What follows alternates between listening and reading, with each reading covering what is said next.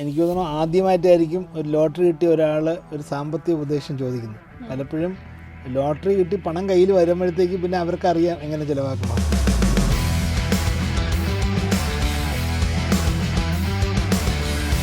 സർക്കാരിലെ ഒരു LD ക്ലാർക്കായിട്ട് അല്ലെങ്കിൽ കുറച്ചുകൂടെ വേറെ വലിയ ജോലി കയറിയാൽ ഇത്രയും ഇതിൻ്റെ 1/3 കിട്ടുള്ളൂ. അപ്പോൾ നല്ല ശമ്പളം കിട്ടുകയില്ലേ, അധ്വാനിക്കുന്ന സമയത്ത് അധ്വാനിച്ചല്ലേ കാശുണ്ടാക്കാൻ പറ്റുള്ളൂ. സർക്കാർ ജോലിയിൽ പോയിട്ട് ബ്യൂറോക്രസിയുടെ മറ്റേ ഇതിലിരുന്നിട്ട് ഒന്നും ചെയ്യാൻ പറ്റാതെ ഇരുന്നാൽ എന്ത് ചെയ്യാൻ പറ്റും? സർക്കാർ ജോലിക്ക് പെൻഷൻ ഇവിടെ ഉണ്ട്.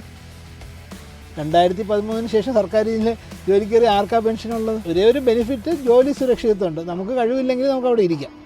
കഴിവുണ്ടെന്നും പറഞ്ഞ് നമുക്ക് മുകളിലോട്ട് പോകാൻ പറ്റണമെന്നുമില്ല. അതാണ് പ്രൈവറ്റ് സെക്ടറിൽ അങ്ങനെയല്ല. ജോലി സുരക്ഷിതത്വം ഇല്ല, പക്ഷെ കഴിവുണ്ടെങ്കിൽ നമുക്ക് മുന്നോട്ട് പോകാം.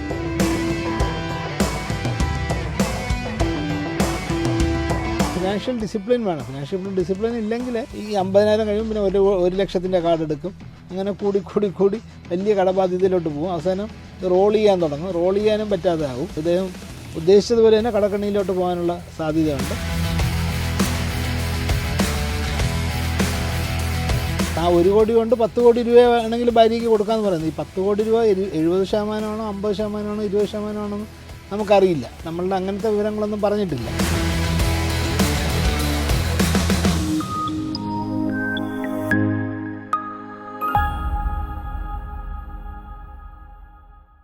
എല്ലാവർക്കും നമസ്കാരം. സമ്പത്തിൻ്റെ വഴിയുടെ ഏറ്റവും പുതിയ എപ്പിസോഡിലേക്ക് സ്വാഗതം. ഇന്ന് നമ്മുടെ കൂടെ സഞ്ജീവ് കുമാർ സാറാണുള്ളത്. സാർ, നമുക്ക് വെൽക്കം ചെയ്യാം. Sir, welcome. സാർ, നമുക്കപ്പോൾ ആദ്യത്തെ ക്വസ്റ്റ്യനിലേക്ക് കിടക്കാം അല്ലേ? സാർ, ഞാൻ കുറച്ച് പേഴ്സണൽ ആയിട്ടുള്ള കാര്യം പറയാൻ പോകുന്നത് കൊണ്ട് തന്നെ എൻ്റെ പേരോ വിലാസമോ പുറത്തു പറയാൻ ആഗ്രഹിക്കുന്നില്ല. എൻ്റെ വിവാഹം 10 വർഷം മുന്നെയാണ് നടന്നത്. വിവാഹ സമയത്ത് എനിക്ക് സ്ത്രീധനമായി കിട്ടിയ 1 കോടി രൂപയും ഭാര്യയുടെ 75 പവന് സ്വർണം കൊണ്ടും ഞാൻ ഒരു ബിസിനസ് തുടങ്ങുകയുണ്ടായി. അത് പിന്നീട് ലാഭത്തിലാകുകയും കൂടുതൽ പാർട്ട്നേഴ്സിനെ ഇൻക്ലൂഡ് ചെയ്ത് കുറച്ചുകൂടി എക്സ്പാൻഡ് ചെയ്യുകയും ചെയ്തു. ഇന്ന് ഞങ്ങൾ ഡൈവേഴ്സിൻ്റെ വക്കിലാണ്. എൻ്റെ ഭാര്യയ്ക്ക് എൻ്റെ സ്വത്തിൻ്റെ 70% ജീവനാംശം വേണം എന്ന വാശിയിലാണ്. ഞാൻ എന്താണ് ചെയ്യേണ്ടത്? എനിക്ക് ഒരു 10 കോടി വരെ കൊടുക്കാൻ സാധിക്കും. അത് ഞാൻ 2 വർഷത്തിന് ശേഷം എടുക്കാൻ പറ്റുന്ന രീതിയിൽ എവിടെയെങ്കിലും ഇൻവെസ്റ്റ് ചെയ്ത് കൊടുക്കാൻ സാധിക്കുമോ? എങ്കിൽ ഏത് പ്ലാറ്റ്ഫോമിൽ ഇട്ട് കൊടുക്കും? നല്ല ചോദ്യമാണ്. അപ്പോൾ ഇതിൻ്റെ ടെക്നിക്കൽ കാര്യങ്ങൾ മാറ്റൂ. ഇങ്ങനൊരു സന്ദർഭത്തിൽ കേട്ട് കഴിഞ്ഞാൽ കർണിക എന്ത് അഭിപ്രായമായിരിക്കും പറയുന്നത്? ഭാര്യയുടെ ആഭരണവും പണവും വെച്ചിട്ട് ബിസിനസ് തുടങ്ങി അല്ലേ, ഡൈവേഴ്സ് ആയിട്ട് ഭാര്യയ്ക്ക് പൈസ കൊടുക്കണോ എന്നാണ് ചോദ്യം അല്ലേ? കർണികയാണെങ്കിൽ എന്ത് പറയും? ഞാനാണെങ്കിൽ ബിസിനസിൻ്റെ ഈക്വൽ ഷെയർ വാങ്ങിക്കും. അതാണ്. അപ്പോൾ ഒരു ഘട്ടത്തിൽ വേറെ ആരും സഹായിക്കാതിരുന്നപ്പോൾ ഭാര്യയുടെ പണവും ഇതും മാത്രമേ ഉള്ളൂ, ആഭരണമൊക്കെ വെച്ചിട്ടാണ് ഇദ്ദേഹം തുടങ്ങിക്കഴിഞ്ഞിട്ട് പല കാരണങ്ങൾ കൊണ്ട് പുതിയ പാർട്ട്നേഴ്സ് വരുന്നതെന്നൊക്കെ പറഞ്ഞു. പാർട്ട്നേഴ്സ് എപ്പോഴാണ് വരുന്നത്? ബിസിനസ് നല്ല രീതിയിൽ ആയി കഴിയുമ്പോഴത്തേക്ക് അതിൽ താല്പര്യമുള്ളവർ ഇൻവെസ്റ്റ് ചെയ്യാൻ വരും, അത് എക്സ്പാൻഡ് ചെയ്യാനും കാര്യങ്ങൾ. തുടക്കം ഭാര്യയുടെ ഇത് വെച്ചിട്ടല്ലേ. അപ്പോൾ ഇനി 100% ഭാര്യയ്ക്ക് കൊടുത്താലും കുഴപ്പമില്ല എന്ന് ഞാൻ പറയുള്ളൂ. എന്നിട്ട് ഇദ്ദേഹം വേറെ ബിസിനസ് സ്വന്തമായിട്ട് തുടങ്ങണം, അല്ലെങ്കിൽ റീസ്റ്റാർട്ട് ചെയ്യുന്നതാണ് നല്ലത്. അപ്പോൾ പറയുന്നുണ്ട് ആ 1 കോടി കൊണ്ട് 10 കോടി രൂപ വേണമെങ്കിൽ ഭാര്യയ്ക്ക് കൊടുക്കാമെന്ന് പറയുന്നത്. ഈ 10 കോടി രൂപ 70% 50% 20% നമുക്കറിയില്ല. നമ്മളുടെ അങ്ങനത്തെ വിവരങ്ങളൊന്നും പറഞ്ഞിട്ടില്ല. ഇത് എത്ര രൂപയുണ്ട്, അല്ലെങ്കിൽ ഭാര്യയെ എത്ര ചോദിക്കുന്നു, കുട്ടികളുണ്ടോ, ഈ ബാക്കി കാര്യങ്ങളൊന്നും ഇല്ല. ലീഗലി അവർക്ക് പോകാം. പക്ഷേ ഇദ്ദേഹത്തിൻ്റെ ആവശ്യം ഞാൻ 10 കോടി കൊടുക്കണമെങ്കിൽ എവിടെ ഡിപ്പോസിറ്റ് ഇട്ടിട്ട് 2 വർഷം കഴിഞ്ഞ് സെറ്റിൽമെൻറ്റ് ആകുമ്പം കൊടുക്കാം എന്നാണ് കക്ഷിയുടേത്. ഈ 10 കോടി എത്രയാണെന്ന് ഇതിൻ്റെ അവർ ചോദിക്കുന്നതിൻ്റെ എത്ര ഭാഗം വരണമെന്ന് അറിയാതെ നമുക്ക് പറയാൻ പറ്റില്ല, ഒന്നും പറയാൻ പറ്റില്ല. അദ്ദേഹം ചോദിച്ച് ഇത് വെച്ചിട്ട് പറയാമെന്നുള്ളത് ബാങ്കിൽ FD ഇടുക, 2 വർഷത്തേക്കല്ലേ, FD ഇട്ട് കഴിഞ്ഞിട്ട് അതെടുത്ത് കൊടുക്കുക. പക്ഷേ എൻ്റെ ഒരു അഭിപ്രായം പേഴ്സണലി പറഞ്ഞു കഴിഞ്ഞാൽ അത് അങ്ങനെ ഒരു സന്ദർഭത്തിൽ പണ്ട് മലയാളത്തിലൊരു സിനിമ ഉണ്ടായിരുന്നു, ചെമ്മീൻ എന്ന് പറഞ്ഞ്. അതിൽ മറ്റേ ചെമ്പൻകുഞ്ഞ് കടം വാങ്ങിച്ചിട്ട് അവസാനം കൊച്ചുമലയാളിക്ക് ഒന്നും കൊടുക്കില്ല മീൻ കിട്ടുമ്പോഴത്തേക്ക് എന്ന് പറഞ്ഞ പോലെ ഇദ്ദേഹം എല്ലാം ഒന്നുമില്ലാത്ത സമയത്ത് സഹായിച്ച ആളിനെ കൈവിടുന്ന രീതിയിലാണ് ഇദ്ദേഹത്തിൻ്റെ സംസാരം. അത് ഒരിക്കലും ഒരു നല്ല കാര്യമല്ല. അപ്പോൾ കഴിയുമെങ്കിൽ പറഞ്ഞു തീർത്ത് ഡൈവോഴ്സ് ഇല്ലാതെ ആക്കുക, ഒരുമിച്ച് പോകാൻ നോക്കുക. അല്ലെങ്കിൽ നല്ലൊരു അവർക്ക് സുഖമായിട്ട് ജീവിക്കാനുള്ളതും അവരുടെ രീതിയിലുള്ള കാര്യങ്ങൾ ഇദ്ദേഹം കൊടുക്കാൻ തയ്യാറാവണം എന്നാണ്. ഇതിൽ ഫിനാൻഷ്യൽ പ്ലാനിങ് എന്നുള്ള സംഭവമില്ല, പക്ഷേ ഡൈവേഴ്സ് എന്നുള്ളൊരു ആസ്പെക്റ്റിൽ എങ്ങനെ കാണണം എന്നുള്ളതാണ്. നേരത്തെ ആണെങ്കിൽ ഡൈവേഴ്സ് ചില ആൾക്കാർ വെളി രാജ്യങ്ങളിലൊക്കെ ഡൈവേഴ്സ് പ്ലാനിങ് ഉണ്ട്. ഡൈവേഴ്സ് ചെയ്യും മുമ്പേ പ്ലാനിങ് തുടങ്ങും. സ്വത്തൊക്കെ എങ്ങോട്ടൊക്കെ മാറ്റണം, ആരുടെ പേരിലൊക്കെ മാറ്റി വയ്ക്കണം. കാര്യം അമേരിക്കയിലൊക്കെ എന്ന് വെച്ചാൽ ഡൈവോഴ്സ് ആയിക്കഴിഞ്ഞാൽ നല്ലൊരു എമൗണ്ടും ഇത് വൈഫിന് പോവും.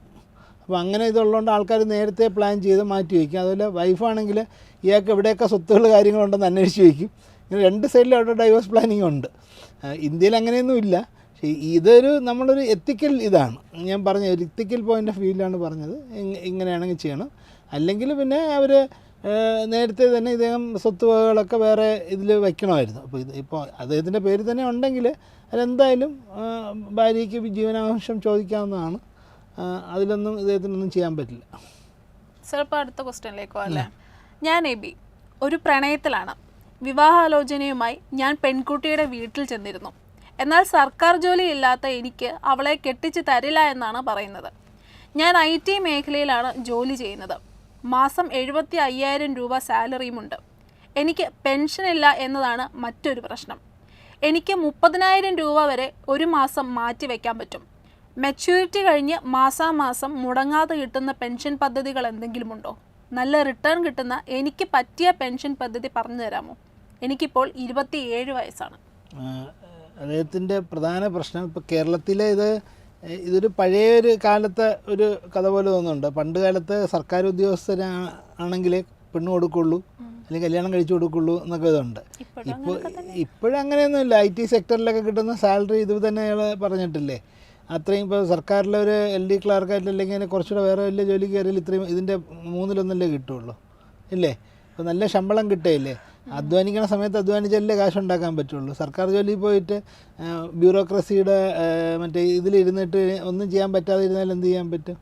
അപ്പോൾ ആക്റ്റീവായിട്ടുള്ള ആൾക്കാർ എന്തെങ്കിലുമൊക്കെ ചെയ്യണമെന്നുള്ളവർ ചിലപ്പോൾ സർക്കാരിലാണെങ്കിൽ ഉയർന്ന നിലയിലൊക്കെ ഇപ്പോൾ സിവിൽ സർവീസൊക്കെ പോയാൽ പിന്നെ എന്തെങ്കിലും നടക്കുമെന്നായിരിക്കും. അല്ലെങ്കിൽ ഒന്നും ചെയ്യാനില്ല അവിടെ അവർക്ക്. വളരെ കുറച്ച് കാര്യം. സർക്കാർ മിഷന് ഭയങ്കര സ്ലോയിലല്ലേ മൂവ് ചെയ്യുന്നത്. അപ്പോൾ അങ്ങനെ നോക്കുമ്പോഴത്തേക്കും പ്രൈവറ്റ് സെക്ടർ എംപ്ലോയ്മെൻറ്റാണ് നല്ലത്. പിന്നെ അത് മത്സരാധിഷ്ഠിതമാണ് പ്രൈവറ്റ് സെക്ടർ എന്ന് പറയുമ്പോൾ. നമ്മൾ എത്ര കഴിവ് കാണിക്കും നമുക്ക് അധികം കൂടുതൽ കാശ് കിട്ടും. നമ്മളെക്കാട്ടും വേറെയുള്ള കഴിവുണ്ടായി വന്നു കഴിഞ്ഞാൽ നമുക്ക് അതാണ് ചലഞ്ച്. അപ്പോൾ കഴിവുണ്ടെങ്കിൽ നമുക്ക് കോൺഫിഡൻസ് ഉണ്ടെങ്കിൽ പ്രൈവറ്റ് സെക്ടറാണ് നല്ലത്. അവിടെ 2 പ്രശ്നങ്ങളാണ് കക്ഷിക്കുള്ളത്. ഒന്ന്, സർക്കാർ ജോലി ഉണ്ടെങ്കിലേ കല്യാണം കഴിച്ചു കൊടുക്കുള്ളൂ എന്ന് പറഞ്ഞു. 2, പെൻഷൻ. അപ്പോൾ അദ്ദേഹം എനിക്ക് മനസ്സിലാവുന്നത് പെൻഷൻ ഇല്ലാത്ത ജോലിയല്ലേ എന്ന് അവർ പറഞ്ഞു കാണും. അതായിരിക്കും കാര്യം. സർക്കാർ ജോലിക്ക് പെൻഷൻ ഇവിടെ ഉണ്ട്. 2013 ശേഷം സർക്കാർ ജോലി കയറി ആർക്കാ പെൻഷനുള്ളത്? പെൻഷൻ എന്നുള്ള പണ്ടത്തെ രീതിയിൽ നോക്കിക്കഴിഞ്ഞാൽ ഒരാൾ റിട്ടയർ ചെയ്യുമ്പോൾ എത്ര ശമ്പളം ഉണ്ടായിരുന്നോ അതിൻ്റെ പകുതി ഏകദേശം പെൻഷൻ കിട്ടും ജീവിതകാലം. അതും DA വർധനവ് ഉണ്ടാവും. അപ്പോൾ ഇൻഫ്ലേഷൻ കാരണം വരുന്നത് അഡ്ജസ്റ്റ് ചെയ്ത് പോകും. അപ്പോൾ റിട്ടയർ ചെയ്യുമ്പം കിട്ടുന്ന പെൻഷനല്ല 10 വർഷം കഴിഞ്ഞ് കിട്ടുന്നത്, കൂടുതൽ എമൗണ്ട് ആയിരിക്കും കിട്ടുന്നത്. അത് വളർച്ചയുണ്ട്. അപ്പോൾ അങ്ങനെ ഇത് ചെയ്യാൻ പറ്റും. ഇപ്പോൾ അത് 2013 ഇത് വന്നില്ലേ, പങ്കാളിത്ത പെൻഷൻ വന്നില്ലേ? പങ്കാളിത്ത പെൻഷനിൽ എന്താണ്, ഇവരൊരു എമൗണ്ട് കോൺട്രിബ്യൂട്ട് ചെയ്യാണ്. മറ്റേത് ഡിഫൈൻഡ് ബെനിഫിറ്റായിരുന്നു. ബെനിഫിറ്റാണ് ആദ്യത്തെ ഡിഫൈൻ ചെയ്തിരുന്നത്. നമുക്ക് എത്ര കിട്ടും, ഇത്ര ഉണ്ടെങ്കിൽ അതിൻ്റെ പകുതി കിട്ടും എന്നുള്ളതായിരുന്നു. ഇപ്പോൾ അങ്ങനെയല്ല, കോൺട്രിബ്യൂഷനാണ്. നമ്മൾ എത്ര അതിൽ നിക്ഷേപിക്കുന്നു. അപ്പോൾ എംപ്ലോയി 10% നിക്ഷേപിക്കുന്നു, സർക്കാർ 10% നിക്ഷേപിക്കുന്നു, അല്ലെങ്കിൽ 14% നിക്ഷേപിക്കുന്നു.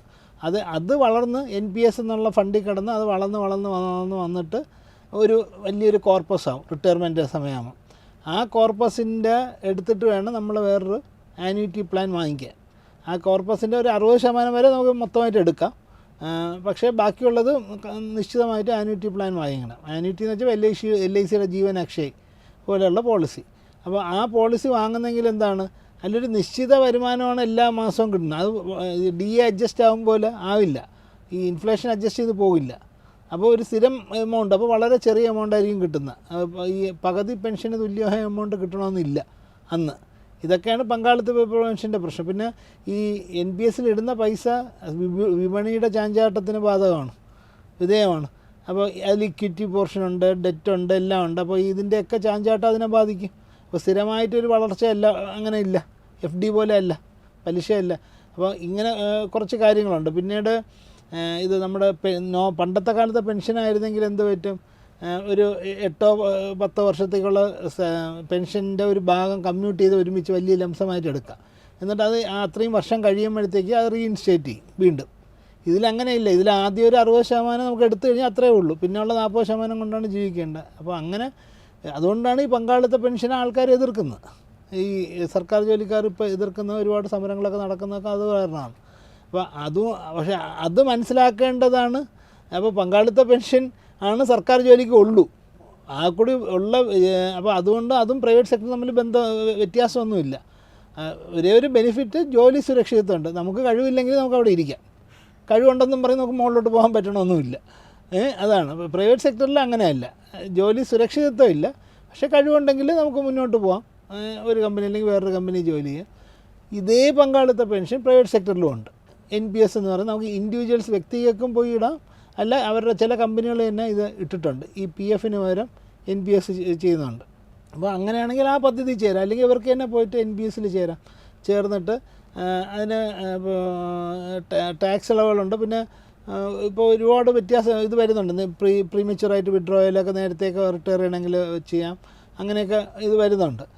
പക്ഷേ പ്രധാനമായിട്ട് NPS ആണ് പെൻഷൻ പ്ലാൻ എന്നുള്ള രീതിയിൽ നല്ല രീതിയിൽ അദ്ദേഹത്തിന് ഇടാൻ പറ്റുന്നത്. അപ്പോൾ NPSൽ ഇട്ട് പോയി കഴിഞ്ഞാൽ ഒരു ഇന്നത്തെ രീതിയിൽ 9 to 10% average return per year കിട്ടും, നോർമലി ഉള്ള രീതി ഇപ്പോഴത്തെ. ഇപ്പോൾ ഒരു ഉദാഹരണത്തിന് ഒരു മാസം 50,000 രൂപ ഇന്നത്തെ രീതിയിൽ റിട്ടയർമെൻറ്റ് കഴിയുമ്പം വേണമെന്നിരിക്കട്ടെ ആളിന്. അപ്പോൾ അങ്ങനെയാണെങ്കിൽ ഒരു ഇൻഫ്ലേഷൻ 6%, ഒരു 10% റേറ്റ് ഓഫ് റിട്ടേൺ ഇത് കിട്ടുമെന്ന് നമ്മൾ അനുമാനിച്ച് കഴിഞ്ഞാൽ അന്നത്തെ രീതിയിൽ ഒരു റിട്ടയർ ചെയ്യുന്ന സമയത്ത് 28 വർഷം കഴിയുമ്പോഴത്തേക്ക് ഒരു 6.5 കോടി രൂപയെങ്കിലും കക്ഷി സ്വരൂപിച്ചിട്ടുണ്ടാവണം, സമാഹരിച്ചിട്ടുണ്ടാവണം ഈ NPS ഫണ്ടിൽ. കാര്യം എന്ന് വെച്ചാൽ ഇന്നത്തെ ഒരു വർഷം 50 അല്ലെങ്കിൽ ഒരു വർഷം 6 ലക്ഷം രൂപ ചിലവാകുന്നത് അന്ന് ആകുമ്പോൾ ഇൻഫ്ലേഷൻ കാരണം 30 ലക്ഷം രൂപയാവും. അപ്പോൾ അത്രയും വ്യത്യാസം വരെയാണ് ഈ ഇൻഫ്ലേഷൻ. ഇത് 28 വർഷം കഴിയുമ്പോൾ ഈ 6 ലക്ഷം രൂപയ്ക്ക് 30 ലക്ഷം രൂപയാവും. 30 ലക്ഷം രൂപ എന്ന് പറയുമ്പോൾ മാസം ഏകദേശം 2.5 ലക്ഷം രൂപ ആവും എക്സ്പെൻസ്. ഇന്ന് 50,000 ആണെങ്കിൽ അന്ന് 2.5 ലക്ഷം രൂപ ആവും എക്സ്പെൻസ്, 6% വെച്ച് നോക്കിയാൽ. അപ്പോൾ അതിന് ശേഷമുള്ള ജീവിതവും റിട്ടയർ ചെയ്താലും ഓരോ വർഷം ഇൻഫ്ലേഷൻ ഉണ്ടല്ലോ, വിലക്കയറ്റം ഉണ്ടാവില്ല. അപ്പോൾ അത് നോക്കി പോകുന്നെങ്കിൽ ഇന്നത്തെ രീതിയിൽ ഒരു 19,000 രൂപ മാസം സേവ് ചെയ്യണം, സമ്പാദിക്കണം. എന്നിട്ട് എല്ലാ വർഷവും അതൊരു 8%, ഇപ്പോൾ ശമ്പള വർധനമുണ്ടല്ലോ, 8% കൂടുതൽ കാണും. ശമ്പള വർധന അനുസരിച്ച് അത് കൂട്ടിക്കൊണ്ടിരുന്നാൽ അന്ന് ഈ 6.5 കോടി രൂപ അവർക്ക് സമാഹരിക്കാൻ പറ്റും. 28 വർഷം കാലാവധിയാണ്, വലിയ കാലാവധിയാണ്. ഈ പറയുന്ന റിട്ടേൺ ഒരു 10% റിട്ടേണൊക്കെ കിട്ടും. ഇനിയിപ്പോൾ എവിടെ ഇൻവെസ്റ്റ് ചെയ്യണം, NPSൽ വെച്ചിട്ടാണ് ഞാൻ പറഞ്ഞത്. അപ്പോൾ NPSൽ ഇട്ട് പോയി കഴിഞ്ഞാൽ കക്ഷിക്ക് ഏകദേശം ഇത്രയും രൂപ ആ 28 വർഷം കാലാവധി കൊണ്ട് സമാഹരിക്കാൻ പറ്റും. അപ്പോൾ എൻ്റെ നേരത്തെ പറഞ്ഞത്രയാണ് 35,000 രൂപ ഇടാമെന്നാണോ പറഞ്ഞത് അല്ലേ? അതെ അതെ. അപ്പോൾ അത്രയും വേണ്ട, ഇത്രയും തുടങ്ങിയ കാര്യം വിവാഹം കഴിഞ്ഞാൽ വേറെ ആവശ്യങ്ങളുണ്ട്. അത് വീട് വയ്ക്കണമെന്ന് കാണും, അല്ലെങ്കിൽ കുട്ടികളുണ്ടായാൽ അവരുടെ എക്സ്പെൻസ് കാര്യങ്ങളൊക്കെ ഉണ്ടല്ലോ. ഇപ്പോഴത്തെ എക്സ്പെൻസ് കുറച്ച് കൂടെ, എക്സ്പെൻസ് ഒന്നും പറഞ്ഞിട്ടില്ല. അപ്പം ഞാൻ ജനറലി സാമാന്യമായിട്ട് പറഞ്ഞാണ് ഇത്രയും രൂപ ഒന്ന് ഇട്ട് പോയി കഴിഞ്ഞാൽ കക്ഷിക്ക് നല്ല രീതിയിൽ അന്ന് പെൻഷൻ പറ്റുമ്പോഴും അല്ല നല്ല ഒരു വരുമാന മാർഗ്ഗം ഉണ്ടാകും. ഈ ഇത്രയും 6.5 കോടി കോർപ്പസ് ഉണ്ടെങ്കിൽ അതിൻ്റെ ഏകദേശം 60% നമുക്ക് എടുക്കാൻ പറ്റും. അതുപയോഗിച്ചിട്ട് വേറെ എന്തെങ്കിലും ചെയ്യാമല്ലോ, എന്തെങ്കിലും ഒരു കെട്ടിടം വാങ്ങിച്ച് വാടകയ്ക്ക് കൊടുക്കാം, അങ്ങനെയും വരുമാനം ഉണ്ടാക്കാം. പല രീതിയിൽ വരുമാനങ്ങൾ ഉണ്ടാക്കാമല്ലോ, നമ്മൾ അധ്വാനിക്കാതെയുള്ള വരുമാനങ്ങൾ പല രീതിയിലും ഉണ്ടാക്കാൻ പറ്റും പണം ഉണ്ടെങ്കിൽ. അപ്പം അങ്ങനെ അദ്ദേഹത്തിന് ചെയ്യാൻ പറ്റും. സാർ അപ്പോൾ ഇനി അടുത്ത ക്വസ്റ്റ്യനിലേക്ക് പോകാം അല്ലേ? സാർ, എൻ്റെ പേര് അനു. എനിക്ക് ആക്സിസ് ബാങ്കിൻ്റെ 18,000 രൂപയുടെ ക്രെഡിറ്റ് കാർഡ് ഉണ്ടായിരുന്ന ലിമിറ്റ് മുഴുവൻ ഉപയോഗിച്ചു. 2 ഓൺലൈൻ ആപ്പിൽ നിന്നും ലോൺ എടുത്തിട്ടുണ്ട്. എന്നാൽ എല്ലാം കൂടി ഒരുമിച്ചടയ്ക്കാൻ ഇപ്പോൾ ബുദ്ധിമുട്ടാണ്. നിലവിൽ ഒരടവും ഇതുവരെ മുടങ്ങിയിട്ടില്ല. എന്നാൽ ഇപ്പോൾ SBIയുടെ ഒരു 50,000 രൂപയുടെ കാർഡ് എടുത്താൽ കൊള്ളാമെന്നുണ്ട്. ആ കാർഡ് വെച്ച് എല്ലാ പേയ്മെൻറ്റും സെറ്റിൽ ചെയ്തിട്ട് അത് EMI ആക്കി മുന്നോട്ട് കൊണ്ടുപോകാനാണ് നോക്കുന്നത്. ഇത് ശരിയായൊരു തീരുമാനമാണോ? വീണ്ടും ഇത് കടത്തിലേക്ക് പോകുമോ? ഇതിൽ 2-3 കാര്യമുണ്ട്. ഒന്ന്, ക്രെഡിറ്റ് കാർഡ് ഉണ്ട്, അതിന് കുറച്ച് ബാലൻസ് ഉണ്ട്, 18,000 ഫുള്ള് യൂസ് ചെയ്ത്. 2 ഓൺലൈൻ ലോണും എടുത്തിട്ടുണ്ടെന്ന് പറഞ്ഞു. അപ്പോൾ ഇതെല്ലാം കൂടി ചേർത്താലും 50,000 രൂപയ്ക്കകത്തുള്ള കടമേ ഉള്ളൂ. അതുകൊണ്ടാണല്ലോ 50,000 രൂപയുടെ ഒരു കാർഡ് എടുത്തിട്ട് വീട്ടാന്ന് പറഞ്ഞത്. ഈ ഓൺലൈൻ ലോൺ എങ്ങനെ അടച്ചു തീർക്കും? ഈ കാർഡിൽ നിന്ന് ക്യാഷ് വിഡ്രോ ചെയ്തല്ലേ അടയ്ക്കാൻ പറ്റുള്ളൂ. ക്യാഷ് വിഡ്രോ ആണെങ്കിൽ അതിന് 2.5% അതിന് ഇത് ചാർജസ് ഉണ്ട്, 2-3% ചാർജസ് ഉണ്ട്. അതിൻ്റെ ഇവിടുത്തെ ടാക്സസ് ഉണ്ട്. അപ്പോൾ അതൊരു നഷ്ടമായിട്ടുള്ള ഇതാണ്. പിന്നെ ഈ ക്രെഡിറ്റ് കാർഡിൻ്റെ ഇൻട്രസ്റ്റ് വലിയ ഇൻട്രസ്റ്റാണ്, 42% കൂടുതൽ വരും. അപ്പോൾ അങ്ങനെ നോക്കുമ്പോഴത്തേക്കും ഈ SBIയുടെ ക്രെഡിറ്റ് കാർഡ് എടുത്തിട്ട് അവിടെ EMI ആക്കാൻ പറ്റിയില്ലെങ്കിലോ, ചില ബാങ്കുകൾ കുറേ കാലം കഴിഞ്ഞാലേ ഈ ഫെസിലിറ്റി കൊടുക്കുള്ളൂ EMI ആക്കാൻ. അത് അവിടെ കിടന്ന് ഇത് ചെയ്യും. പിന്നെ വീണ്ടും കാർഡ് ഇത് കുറയുന്നതനുസരിച്ച് യൂസ് ചെയ്യാനുള്ള ടെൻഡൻസി കൂടും. എൻ്റെ അഭിപ്രായത്തിൽ SBIയുടെ കാർഡ് എടുക്കുന്നതിന് പകരം അദ്ദേഹത്തിന് ചെയ്യുന്നത് ഒരു പേഴ്സണൽ ലോൺ എടുക്കാം. 50,000 രൂപയുടെ പേഴ്സണൽ ലോൺ എടുത്തിട്ട് ഇതെല്ലാം അങ്ങ് അടച്ച് തീർക്കുക. പേഴ്സണൽ ലോൺ ആകുമ്പോൾ ഇൻട്രസ്റ്റ് കുറവായിരിക്കുമല്ലോ, 15 to 18% അകത്തേ വരുള്ളൂ. അപ്പോൾ അല്ലെങ്കിൽ സാലറി അക്കൗണ്ട് ഉള്ള ബാങ്ക് ആണെങ്കിൽ ചിലപ്പോൾ കുറച്ചുകൂടെ ചെറിയ റേറ്റിൽ പേഴ്സണൽ ലോൺ കിട്ടും. അതെടുത്തിട്ട് അത് അടച്ച് തീർക്കുക. ക്രെഡിറ്റ് കാർഡ് 18,000 രൂപയ്ക്കകത്തുള്ള മാസം ചിലവേ ഉള്ളൂവെങ്കിൽ അത്രയും ലിമിറ്റ് കുറച്ച് തിരിക്കുന്നതാണ് നല്ലത്. അത്യാവശ്യത്തിന് മാത്രം, അല്ലെങ്കിൽ നമ്മളെ സാധനങ്ങൾ വാങ്ങുമ്പം ദൈനംദിന ആവശ്യത്തിനുള്ള ഇതിന് ക്രെഡിറ്റ് കാർഡ് യൂസ് ചെയ്യുക. മാസം അവസാനമാകുമ്പോൾ അത്രയും രൂപ അടച്ച് തീർക്കുക. അപ്പോൾ അങ്ങനെ ഒരു ഫിനാൻഷ്യൽ ഡിസിപ്ലിൻ വേണം. ഫിനാൻഷ്യൽ ഡിസിപ്ലിൻ ഇല്ലെങ്കിൽ ഈ 50,000 കഴിയുമ്പോൾ പിന്നെ 1,00,000 കാർഡ് എടുക്കും. അങ്ങനെ കൂടി വലിയ കടബാധ്യതയിലോട്ട് പോകും. അവസാനം റോൾ ചെയ്യാൻ തുടങ്ങും. റോൾ ചെയ്യാനും പറ്റാതെ ആവും. അങ്ങനെ വലിയ കടക്കണിയിലോട്ട് പോകും. ഇദ്ദേഹം ഉദ്ദേശിച്ചതുപോലെ തന്നെ കടക്കണിയിലോട്ട് പോകാനുള്ള സാധ്യതയുണ്ട്. അതാണ് ചെയ്യാവുന്നത്. പിന്നെ അല്ലാതെ ലോൺ കിട്ടാത്ത ആളാണ്, ഇപ്പോൾ എവിടെ ജോലി ചെയ്യുന്നൊന്നും പറഞ്ഞിട്ടില്ല. പേഴ്സണൽ ലോൺ കിട്ടാൻ സാധ്യതയില്ലാത്ത ആളാണെങ്കിൽ എന്ത് ചെയ്യും എന്നാണ് അടുത്ത ചോദ്യം. ഓക്കെ, അപ്പോൾ അവർക്ക് ചെയ്യാൻ പറ്റുന്നത് ഒന്നുകിൽ കോപ്പറേറ്റീവ് ബാങ്കിൽ നിന്നോ അല്ലെങ്കിൽ എവിടുന്നെങ്കിലും, അല്ലെങ്കിൽ ഗോൾഡോ അങ്ങനെ എന്തെങ്കിലുമൊക്കെ ഉണ്ടെങ്കിൽ പണയം വെച്ചിട്ട് ആ പൈസ എടുത്ത് അടച്ച് തീർക്കുക. എന്നിട്ട് ചെറിയൊരു EMI പോലെ അടച്ചിട്ട് അത് തിരിച്ചെടുക്കുക. അങ്ങനെയാണ് ചെയ്യേണ്ടത്. സാർ, ഇപ്പോൾ അടുത്ത ചോദ്യത്തിലേക്ക് പോവാം. സാർ, എൻ്റെ ക്വസ്റ്റ്യൻ വളരെ സിമ്പിളാണ്. ഞാനൊരു ഡ്രൈവറാണ്. എനിക്ക് ചേരാൻ പറ്റിയ ഏത് മ്യൂച്വൽ ഫണ്ടാണുള്ളത്? എനിക്കൊരു മാസം 6,000 രൂപ വരെ മാറ്റി വയ്ക്കാൻ പറ്റും. അത്രയും ചെറിയ തുക ഇൻവെസ്റ്റ് ചെയ്താൽ എത്ര രൂപ റിട്ടേൺ കിട്ടും? ഈ കിട്ടുന്ന സംഖ്യയിൽ ഗവൺമെൻറ് ടാക്സ് ഉണ്ടാകുമോ? ഇതിപ്പോൾ മ്യൂച്വൽ ഫണ്ടിനെ കുറിച്ച് വലിയ രീതിയിൽ മ്യൂച്വൽ ഫണ്ട് സഹീഹി പരസ്യങ്ങളും ശരിയാണെന്നുള്ള പരസ്യങ്ങളും അങ്ങനെ ഒരുപാട് രീതിയിൽ മാർക്കറ്റ് വിപണി നല്ല രീതിയിൽ നിൽക്കുന്നതുകൊണ്ട് ആൾക്കാർക്കൊക്കെ മ്യൂച്വൽ ഫണ്ടിൽ ഇൻവെസ്റ്റ് ചെയ്യണമെന്ന് ആഗ്രഹമുണ്ട്. പക്ഷേ അവർക്ക് അതിൻ്റെ റിസ്കിനെ കുറിച്ച് ഒരു ധാരണയില്ല. ഇപ്പോൾ ഇദ്ദേഹമൊക്കെ എന്ന് വെച്ചാൽ ഒരു ഡ്രൈവറാണ് അദ്ദേഹം. അപ്പോൾ അവർ പോയിട്ട് അവർക്ക് പെട്ടെന്ന് ചിലപ്പോൾ ലോങ് ടേം ആയിട്ട് ഇൻവെസ്റ്റ് ചെയ്യാൻ പറ്റണമെന്നില്ല. കിട്ടുന്ന പൈസ തൽക്കാലം പല ആവശ്യങ്ങളും വരും. അല്ലെങ്കിൽ ഒരു വർഷത്തേക്ക് ചെയ്തിട്ട് എന്ത് ചെയ്യാൻ പറ്റും, ആ പൈസ എടുത്തിട്ട് എന്തെങ്കിലും ചെയ്യണം, അങ്ങനെയൊക്കെ ഉള്ളതായിരിക്കും. എന്താവശ്യത്തിനാണ് നിക്ഷേപിക്കണമെന്നും അദ്ദേഹം പറഞ്ഞിട്ടില്ല. അപ്പോൾ 6,000 രൂപ ഇടാൻ പറ്റും എന്നേ ഉള്ളൂ. അപ്പോൾ മ്യൂച്വൽ ഫണ്ട് റിസ്ക് അറിയാമല്ലോ. ഇപ്പോൾ മാർക്കറ്റ് ഇപ്പോൾ നമ്മൾ ഈ ഓഹരി അധിഷ്ഠിത മ്യൂച്വൽ ഫണ്ട് എടുക്കാം. ഓഹരിയുടെ എങ്ങനെയാണ് റിസ്ക്? ഒരു വർഷത്തെ കാലാവധി എടുത്ത് നോക്കിക്കഴിഞ്ഞാൽ, ഏതൊരു വർഷത്തെ കാലാവധി എടുത്ത് നോക്കിയാലും മാക്സിമം 2.5 ഇരട്ടി റിട്ടേണും കൊടുത്തിട്ടുണ്ട്, പൈസ പകുതിയായിട്ടുണ്ട്. എന്ന് വെച്ചാൽ 1,00,000 രൂപ ഇട്ടിട്ടുണ്ടെങ്കിൽ അത് 2.5 ലക്ഷം രൂപയായിട്ടുണ്ട്, 50,000 മാറിയിട്ടുണ്ട്. ഇതാണ് ഇത്രയും വലിയ റേഞ്ചാണ് ആ റിസ്ക് എന്ന് പറയുന്നത്. ഇതിനകത്ത് എവിടെ വേണോ നമ്മുടെ പൈസ ഒന്ന് എൻഡ് ചെയ്യാം. അപ്പോൾ ചെറിയ കാലാവധിക്ക് പറ്റില്ല, ദീർഘകാലത്തേക്ക് മാത്രമേ പറ്റുള്ളൂ. പക്ഷേ ദീർഘകാലത്തേക്ക് അപ്പോൾ നോക്കിയാൽ ഒരു 20 വർഷത്തെ കാലാവധി എടുത്തു കഴിഞ്ഞാൽ ചിലപ്പോൾ ഒരു 16-നും 17-നും ഇടയ്ക്കുള്ള ശതമാനത്തിനകത്ത് റിട്ടേൺ ഇപ്പോൾ ബോംബെ സ്റ്റോക്ക് എക്സ്ചേഞ്ചിൻ്റെ ഹിസ്റ്ററി വെച്ച് നോക്കി അങ്ങനെ കൊടുത്തിട്ടുണ്ട്. പക്ഷേ ഈ ഹ്രസ്വകാലങ്ങൾ ചേർന്നാണല്ലോ ദീർഘകാലം ഉണ്ടാകുന്നത്, മനസ്സിലായില്ലേ? ഇത് കണ്ട് ഇതിൻ്റെ റിസ്ക് ടോളറൻസ് ഇവർക്കുണ്ടോ എന്ന് അറിയില്ലല്ലോ. ഇപ്പോൾ പെട്ടെന്ന് ഞാൻ ഇട്ട പണം ഒരു 50,000 രൂപയായി, പെട്ടെന്ന് ഒരു ദിവസം അല്ലെങ്കിൽ 2 ദിവസം കൊണ്ട് അത് 40,000 ആയിട്ട് മാറി. അത് കണ്ട് നിൽക്കാനുള്ള ശേഷി അവർക്കുണ്ടാവും. അതിനെക്കുറിച്ച് ഇൻവെസ്റ്റ് ചെയ്ത് എക്സ്പീരിയൻസ് ഉള്ള ആൾക്കാർക്ക് പോലും പ്രയാസമാണ് അങ്ങനെ നിൽക്കാൻ. അപ്പോഴും മനസ്സിൽ ഒരു ചാഞ്ചായിട്ടുണ്ടാവും, ഇതൊന്ന് വിറ്റിട്ട് മാറിയാലോ എന്ന് തോന്നും. അപ്പോൾ അങ്ങനെയാണ് ഓഹരിയുടെ റിസ്ക്. അപ്പോൾ അത് പറയാൻ എളുപ്പമാണ്, ലോങ് ടേമിൽ കിട്ടും. പക്ഷേ അത് പിടിച്ച് നിൽക്കാനുള്ള ആ ഒരു ഇതില്ല. അത് മാർക്കറ്റിനെ കുറിച്ച് അറിവുള്ളവർക്കേ പറ്റുള്ളൂ, ആ ഒരു ഇത്. അപ്പോൾ അങ്ങനെ ഒരു അവസ്ഥയിൽ ഇദ്ദേഹത്തിനൊന്നും ആ ഒരു ഇതില്ല. എല്ലാവരും മ്യൂച്വൽ ഫണ്ട് ഇടുന്നു, അതുകൊണ്ട് ഞാനും മ്യൂച്വൽ ഫണ്ടിലിടാം, വലിയ റിട്ടേൺ കിട്ടുമല്ലോ. ഇപ്പോൾ കഴിഞ്ഞ 1-2 വർഷം കൊണ്ട് മിഡ് ക്യാപ്പ് സ്മോൾ ക്യാപ്പ് ഫണ്ടൊക്കെ ഭയങ്കരമായിട്ട് കയറുന്നുണ്ടായിരുന്നു. ഇപ്പോഴെന്താണ്, കഴിഞ്ഞ 1-2 ആഴ്ച കൊണ്ട് കംപ്ലീറ്റ് താഴോട്ട് പോയിക്കൊണ്ടിരിക്കുകയാണ്. സെബിയുടെ പുതിയ അന്വേഷണങ്ങളും അതിൽ പ്രഖ്യാപിച്ചിട്ടുണ്ട്. അപ്പോൾ വീണ്ടും താഴോട്ട് പോവുകയാണ്. അപ്പോൾ അങ്ങനത്തെ ഒരു അവസ്ഥയിൽ ഇതൊന്നും അവർക്കറിയില്ല, ഇങ്ങനത്തെ റിസ്ക്കുകളുണ്ടെന്നൊന്നും അറിയില്ല. അപ്പോൾ അവർക്ക് പറ്റിയത് എന്താണ്? 2 കാര്യങ്ങളാണ്. ഒന്ന്, ബാങ്കിലൊരു റെക്കറിങ് ഡെപ്പോസിറ്റ് ഇടാം. ഇപ്പോൾ ഇൻട്രസ്റ്റ് റേറ്റ് ഏറ്റവും കൂടി നിൽക്കുന്ന സമയമാണ്. 8%, 8.5 ഒക്കെ അടുപ്പിച്ച് കിട്ടും. വല്ലതും ഒരു 5 കൊല്ലത്തെ 10 വർഷത്തേക്ക് ഒരു RD തുടങ്ങിയിട്ട് ഇട്ട് കഴിഞ്ഞാൽ ഇപ്പോൾ ഹയസ്റ്റ് ഇൻട്രസ്റ്റ് റേറ്റിൽ ലോക്ക് ചെയ്ത് ഇടാൻ പറ്റും. ഇത് നാളെ ഇൻട്രസ്റ്റ് റേറ്റ് കുറയുന്നെങ്കിൽ ഇൻഫ്ലേഷൻ കുറയുമ്പോൾ ഇൻട്രസ്റ്റ് റേറ്റ് കുറയും. അപ്പോൾ അങ്ങനെ വരുന്നെങ്കിൽ അവർക്ക് അതുകൊണ്ട് അവർക്ക് ഹയർ റേറ്റ് കിട്ടിക്കൊണ്ടിരിക്കുകയും ചെയ്യും. അതാണ് ഒന്ന്. 2 അല്ലെങ്കിൽ KSFE ചിട്ടി ചേരുക. അതിന് ഏകദേശം ഇത്രയൊക്കെ റിട്ടേൺ കിട്ടും. ചിട്ടി ചേർന്നിട്ട് ഒരു പകുതി ഇൻസ്റ്റാൾമെൻറ്റ് കഴിയുമ്പോൾ ചിട്ടി പിടിച്ചിട്ട് അവിടെ തന്നെ FD ഇട്ടിരുന്നാലും മതി. എന്നിരുന്നാലും വലിയ കുഴപ്പമില്ല, ഇതിനൊന്നും വലിയ റിസ്ക് ഇല്ല. പക്ഷേ മ്യൂച്വൽ ഫണ്ട് ഇടണമെന്ന് പറഞ്ഞ് പോയി കഴിഞ്ഞാൽ ഇനിയിപ്പോൾ നമ്മൾ പറയും ഡെറ്റ് ഫണ്ടിൽ എന്താണ് റിസ്ക് എന്ന്. ഡെറ്റ് ഫണ്ടിൽ റിസ്ക്കാണ്. ഇത് കടപ്പത്രങ്ങളുടെ വില ഇടിഞ്ഞു കഴിഞ്ഞാൽ ഈ ഡെറ്റ് ഫണ്ടിൻ്റെ NAV താഴെ പോവും ഇല്ലേ. ഇപ്പോൾ ലിക്വിഡ് ഫണ്ടിലുണ്ട്, ലിക്വിഡ് ഫണ്ടിലൊക്കെ പോകുന്നതിൻ്റെ ആവശ്യമില്ല. അത് ഈക്വൽ ടു RD അക്കൗണ്ട് ഇടുന്ന അല്ലെങ്കിൽ FD ഇടുമ്പോൾ പോലത്തെ റിട്ടേൺ അവിടെ കിട്ടുള്ളൂ. പിന്നെ എന്തിനാണ് അവിടെ പോകുന്നത്? ഇതിലിടുന്നതല്ലേ നല്ലത്, ബാങ്കിൽ പോകുന്നതല്ലേ നല്ലത്.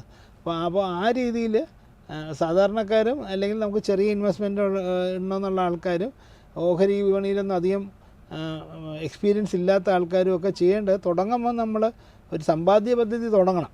അതാണ് വേണ്ടത്. അപ്പോൾ സമ്പാദ്യ പദ്ധതി തുടങ്ങണമെങ്കിൽ ആദ്യം നമ്മൾ ഒരു ബാങ്ക് ഡിപ്പോസിറ്റ് RD തുടങ്ങുന്നതാണ് ഏറ്റവും നല്ലത്. അല്ല നിങ്ങൾക്ക് ഇടയ്ക്ക് പൈസ പെട്ടെന്ന് എടുക്കേണ്ടി വരും, ആ പൈസയുടെ ആവശ്യമൊക്കെ ഉണ്ടെങ്കിൽ KSFEയുടെ ചിട്ടി തുടങ്ങിയാലും കുഴപ്പമില്ല. സാർ, അടുത്തൊരു ഇൻട്രസ്റ്റിംഗ് ആയിട്ടുള്ള ഒരു ക്വസ്റ്റ്യനാണ്. ഞാൻ ക്വസ്റ്റ്യൻ വായിക്കാം. ഞാനൊരു ആലപ്പുഴക്കാരനാണ്, ഒരു ചുമട്ട് തൊഴിലാളിയുമാണ്. എനിക്ക് ഈ കഴിഞ്ഞ ദിവസം 80 ലക്ഷത്തിൻ്റെ ലോട്ടറി അടിച്ചു. എന്നാൽ വീട് പുതുക്കി പണിയാം, കാറ് വാങ്ങാം, ബന്ധുക്കളെ സഹായിക്കാം എന്നൊക്കെ ഭാര്യ പറയുന്നുണ്ട്. എന്നാൽ ഈ പൈസയാണ് ഇനിയുള്ള ജീവിതം. അത് ചിലവാക്കി കളഞ്ഞാൽ എനിക്ക് ഈ ജന്മത്തിൽ ഇത്രയും തുക ഒരുമിച്ച് കാണാൻ പറ്റുമോ എന്ന് അറിയത്തില്ല. ഇത് എവിടെ നിക്ഷേപിക്കണം? എനിക്കൊരു മകളുണ്ട്. അവളുടെ കല്യാണത്തിന് ഇതിൽ നിന്ന് ഒരു 20 ലക്ഷം എടുക്കണം. അത് മാറ്റിവെച്ച് ടാക്സും കഴിഞ്ഞ് ബാക്കി എത്ര കയ്യിൽ കിട്ടും? അത് ഞാൻ എങ്ങനെ ഇൻവെസ്റ്റ് ചെയ്യണം? സാർ, അപ്പോൾ ഇതാണ് ചോദ്യം. വളരെ അപൂർവം. എനിക്ക് തോന്നുന്നു ആദ്യമായിട്ടായിരിക്കും ഒരു ലോട്ടറി കിട്ടിയ ഒരാൾ ഒരു സാമ്പത്തിക ഉപദേശം ചോദിക്കുന്നത്. പലപ്പോഴും ലോട്ടറി കിട്ടി പണം കയ്യിൽ വരുമ്പോഴത്തേക്ക് പിന്നെ അവർക്കറിയാം എങ്ങനെ ചിലവാക്കണമെന്ന്. ഒരു 3-4 കൊല്ലം കഴിയുമ്പോഴത്തേക്ക് വീണ്ടും മൂഷികസ്ത്രീ വീണ്ടും മൂഷികസ്ത്രീ ആയതുപോലെ ആവും. അപ്പോൾ ഇദ്ദേഹത്തിന് കുറച്ച് ഒരു വിവേകം ഉദിച്ചു എന്നാണ് എനിക്ക് മനസ്സിലാവുന്നത്. ഇന്നത്തെ കാലത്ത് 80 ലക്ഷം രൂപയൊന്നും വലിയ എമൗണ്ടൊന്നും അല്ല. അങ്ങനെ നോക്കിക്കഴിഞ്ഞാൽ പെട്ടെന്ന് തീരാം കയ്യിൽ നിന്ന്. ഓരോരുത്തരും വന്ന് ഓരോ കാര്യങ്ങൾ ചെയ്യുമ്പോഴത്തേക്കും ജീവിത ചിലവുകളൊക്കെ വെച്ച് നോക്കിയാൽ പെട്ടെന്ന് ആ പണം തീരാം. 80 ലക്ഷത്തിന് 80 ലക്ഷം കിട്ടുകയില്ല. ടാക്സ്, ഏജൻറ്റിൻ്റെ കമ്മീഷനൊക്കെ പോയി കഴിഞ്ഞാൽ 56 ലക്ഷം രൂപ കിട്ടുമായിരിക്കും. ഏകദേശം അത്രേ കിട്ടുള്ളൂ. ഇത് എത്ര 30% ടാക്സ് റേറ്റ് ഉണ്ട്, പിന്നെ 4% സെസ് ഉണ്ട്, പിന്നെ ഏജൻസി കമ്മീഷൻ 10% ഉണ്ട്. അപ്പോൾ ഇതെല്ലാം കൂടി പോയി കഴിഞ്ഞാൽ ഏകദേശം 56 ലാക്സ് കിട്ടുമായിരിക്കും. അപ്പോൾ ഈ 56 ലാക്സിൽ 20 ലാക്സ് മോളുടെ വിവാഹത്തിന് വേണ്ടി മാറ്റി വയ്ക്കണം. അതൊരു FD തുടങ്ങിയിട്ട് അതിലിടുക. എത്രയാണ് ദീർഘകാലം മോളുടെ വിവാഹപ്രായം എത്തുന്ന അതുവരെയുള്ള കാലാവധി നോക്കിയിട്ട് ഇടുക. ഏറ്റവും സേഫ് അതാണ്. അപ്പോൾ ഈ കാര്യം FD എന്ന് വെച്ചാൽ ഇൻഫ്ലേഷൻ അതിൽ അഡ്ജസ്റ്റ് ആയിക്കോളും റേറ്റ്. അപ്പോൾ ആ കാര്യം അത് ഭംഗിയായിട്ട് നടക്കും. പിന്നെ അത് തൊടാനേ പോകരുത്. രണ്ടാമതുള്ളത് വേണമെങ്കിൽ അതിപ്പോൾ ക്യുമുലേറ്റ് ചെയ്ത് പോകുന്ന FD ഇട്ടാലും മതി. ഇപ്പോൾ ക്യാഷ് സർട്ടിഫിക്കറ്റ് എന്നൊക്കെ പറഞ്ഞുകൊണ്ടല്ലോ, ഇൻട്രസ്റ്റ് വരില്ല, ഇൻട്രസ്റ്റ് അതിൽ കിടന്ന് വളർന്നോളും. അതാണ് നല്ലത്. രണ്ടാമത്തെ അവർക്കൊരു വരുമാനത്തിനാണ്. അപ്പോൾ പിന്നെ ഉള്ളത് 36 ലക്ഷം രൂപയാണ്. ഈ 36 ലക്ഷം രൂപ വേണമെങ്കിൽ അതും ബാങ്കിൽ FD ഇട്ടാൽ മതി, മന്ത്ലി ഇൻട്രസ്റ്റ് കിട്ടുന്ന രീതിയിൽ. ഏകദേശം ഒരു 24,000 രൂപയെങ്കിലും മാസം ഇൻട്രസ്റ്റ് കിട്ടുമായിരിക്കും അതിന്. ഇപ്പോഴത്തെ ഇത്ര 8% ഇൻട്രസ്റ്റ് റേറ്റ് നോക്കിക്കഴിഞ്ഞാൽ മാസം ഏകദേശം 24,000 രൂപ കിട്ടും. അപ്പോൾ അവർക്ക് അതൊരു അദ്ദേഹത്തിൻ്റെ ജോലിയുണ്ട്, ജോലിക്ക് പോകണമെങ്കിൽ പോവാം. അതിന് പുറമെ ഈ ഒരു വരുമാനം ഉണ്ടാവും. ഇനിയിപ്പോൾ വീട് പുതുക്കണം, അപ്പോൾ പിന്നെ വീട് പുതുക്കാൻ എവിടെയാണ് കാശെന്ന് ചോദിക്കും. എന്നിട്ടൊരു ചിട്ടിയിൽ ചേരുക. ഇതിൽ നിന്നൊരു ചെറിയ എമൗണ്ട് ചിട്ടിയിൽ അടച്ചിട്ട് ആ ചിട്ടിയുടെ പിടിക്കുന്ന എമൗണ്ട് എടുത്ത് വീട് പുതുക്കുക. ഈ നമ്മുടെ വരുമാനം നിശ്ചിതമായിട്ട് വരുമല്ലോ. അപ്പോൾ അങ്ങനെ നിലനിർത്തി പോകുന്നത്. ഇപ്പോൾ എനിക്ക് വേണമെങ്കിൽ പറയാം മ്യൂച്വൽ ഫണ്ടിൽ ഇടാം, അവിടെ ഇടാം, ഇവിടെ ഇടാം എന്നൊക്കെ പറയാം. ഇതൊരു ഭാഗ്യത്തിൻ്റെ അടിസ്ഥാനത്തിൽ കിട്ടിയൊരു സാധനമാണ്. അപ്പോൾ നമ്മൾ ഏതൊരു ഇതില്ലാതെ നമ്മൾ എന്തെങ്കിലും ഒരു ബിസിനസ് ചെയ്തോ അത് അപ്പോൾ നമുക്ക് അങ്ങനെ ഒരു ഹിസ്റ്ററി ഇല്ല. അല്ലെങ്കിൽ ഞാൻ ഇൻവെസ്റ്റ് ചെയ്ത് എനിക്ക് ഉണ്ടായ പൈസ ആണെങ്കിൽ എനിക്ക് കണ്ടിന്യൂസ് ആയിട്ട് വീണ്ടും ഇൻവെസ്റ്റ് ചെയ്യാം എന്നുള്ള ഇതിനെക്കുറിച്ച് അറിയാം. ഇത് ഇൻവെസ്റ്റ്മെൻറ്റിൻ്റെ ഡൈനാമിക്സും കാര്യമൊന്നും അറിഞ്ഞുകൂടാ. അവർ സേഫായിട്ട് ഇരിക്കേണ്ടത് എന്താണെന്ന് വെച്ചാൽ അവർക്ക് വലിയ പ്രയാസമില്ലാതെ കാര്യങ്ങൾ പോകുന്നെങ്കിൽ അവർ ബാങ്കിൽ ഡെപ്പോസിറ്റ് ഇട്ടാൽ മതി. അതിൽ നിന്ന് എടുത്തിട്ട് അവരുടെ കാര്യം നടക്കുക. പെട്ടെന്ന് ഈ പൈസ വലുതാക്കാൻ നോക്കിയാൽ ചിലപ്പോൾ നാനാവിധമായിട്ട് അതങ്ങ് പല രീതിയിലും അങ്ങ് പോകും. അപ്പോൾ അദ്ദേഹം ഉദ്ദേശിച്ചത് കറക്റ്റാണ്. വൈഫ് പറഞ്ഞ പോലെ പല കാര്യങ്ങൾ ആൾക്കാരെ സഹായിക്കുക, അതൊക്കെ നമ്മളെ കിട്ടുന്ന പലിശ എമൗണ്ടിൽ നിന്ന് എടുത്തുള്ള സഹായങ്ങൾ ചെയ്താൽ മതി. 24,000 മാസം കിട്ടും. അദ്ദേഹം അല്ലാതെ 10-15,000 രൂപ ഉണ്ടാക്കുന്നതായിരിക്കട്ടെ, ഉണ്ടല്ലോ, അതുകൊണ്ട് ജീവിതം നടക്കുമല്ലോ. ബാക്കി 25,000-ന് 1-2 പേരെ സഹായിക്കുക, ബാക്കി പൈസ വേണമെങ്കിൽ തിരിച്ച് നിക്ഷേപിക്കാം, വീണ്ടും ചെറിയ ചെറിയ FD-കളാക്കി ഇടാം. അങ്ങനെയാണ് പൈസ വളരുന്നത്. അപ്പോൾ ഇതുകൊണ്ട് ഒരു രാത്രി വെളുക്കുമ്പോഴത്തേക്ക് ഈ പൈസയൊക്കെ തീരാനേ ഉള്ളൂ. അപ്പോൾ അതിനുകൊണ്ട് പോകരുത്. ആൾക്കാർ പലതും ഉപദേശിക്കും. ബാങ്കിൽ FD ഇട്ടിട്ട് മകളുടെ പേരിലിടുന്നത് ക്യാഷ് സർട്ടിഫിക്കറ്റ് വരെ ക്യുമുലേറ്റ് ചെയ്യാൻ ഇടുക. അപ്പോൾ സഞ്ചിതമായിട്ട് അത് കൂടി വരും. മറ്റേത് നമുക്ക് വരുമാനത്തിനുള്ള പൈസ മന്ത്ലി ഇൻട്രസ്റ്റ് കിട്ടുന്ന രീതിയിൽ ഇടുക. വേറെ ഒന്നിനും പോകരുത്. ഇതാണ് ഏറ്റവും സേഫ്. കുറേ നാൾ അങ്ങനെ പോയി കുറച്ച് പൈസയൊക്കെ അപ്പോൾ നമ്മൾ പണം മാനേജ് ചെയ്ത് കാര്യങ്ങളൊക്കെ വരുമ്പോൾ വേറെ ചില അഡീഷണൽ ഇൻവെസ്റ്റ്മെൻറ്റ്സ് വേണമെങ്കിൽ അന്ന് നോക്കുന്നത് നല്ലതായിരിക്കും. പക്ഷേ ഇപ്പോഴും ഉടനെ അതിനൊന്നും പോകരുത്. റിസ്ക് ഇല്ലാത്ത കാര്യത്തിൽ പോയാൽ മതി. സർ, ഇപ്പോൾ ഇന്നത്തെ ക്വസ്റ്റ്യൻസ് ഒക്കെ കഴിഞ്ഞിരിക്കുകയാണ്. Thank you so much. നിങ്ങളുടെ സാമ്പത്തികപരമായിട്ടുള്ള സംശയങ്ങൾ കമൻറ്റ് ബോക്സിൽ നൽകിയിരിക്കുന്ന ലിങ്കിലൂടെയോ സ്ക്രീനിൽ കാണിച്ചിരിക്കുന്ന വാട്സപ്പ് നമ്പറിലൂടെയോ ഞങ്ങൾക്ക് എഴുതി അറിയിക്കാവുന്നതാണ്. സമ്പത്തിൻ്റെ വഴിയുടെ പുതിയൊരു എപ്പിസോഡുമായി അടുത്ത ആഴ്ച കാണാം. അതുവരെ നമസ്കാരം.